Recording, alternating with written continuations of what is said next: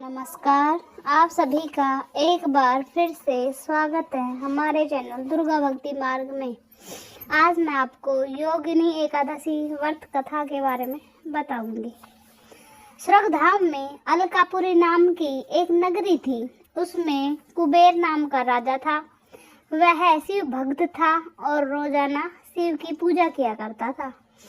एक माली जिसका नाम हेम था, वह राजा के लिए रोज फूल लाता था। उसकी विशाला श्री नाम की सुंदर पत्नी थी।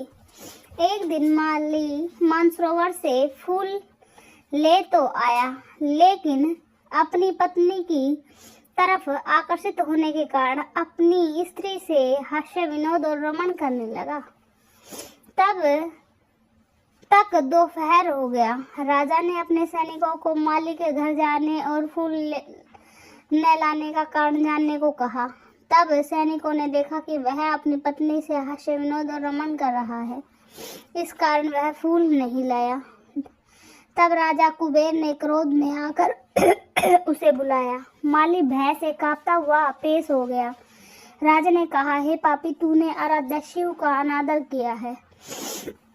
मैं तुझे श्राप देता हूँ कि तू अपनी पत्नी के वियोग को सहेगा और मृत्युलोक में जाकर तुझे कोढ़ होगा।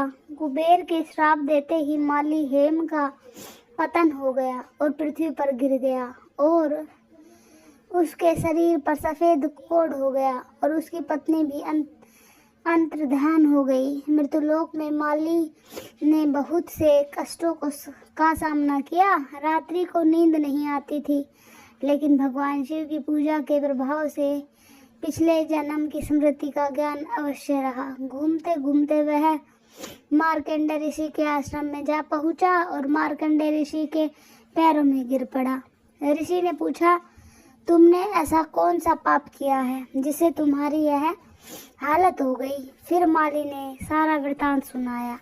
ऋषि ने कहा, निश्चित ही तुमने सत्य वचन कहे। तेरे उद्धार के लिए एक व्रत बताता हूँ। यदि तू आषाढ़ माह के कृष्ण पक्ष की योगिनी एकादशी का व्रत करेगा तो तेरे सारे कष्ट दूर हो जाएंगे। यह सुनकर हेम माली बहुत प्रसन्न हुआ।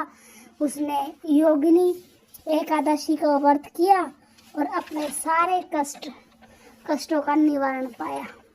उसका कोढ़ ठीक हो गया और उसकी पत्नी भी उसे मिल गई। भगवान कृष्ण जी कहते हैं, यह योगिनी एकादशी का व्रत 88,000 ब्राह्मणों को भोजन कराने के बराबर फल देता है और अंत में स्वर्ग को प्राप्त होता है। तो कैसी लगी आपको योगिनी एकादशी व्रत कथा? कमेंट में जरूर बताएं। धन्यवाद।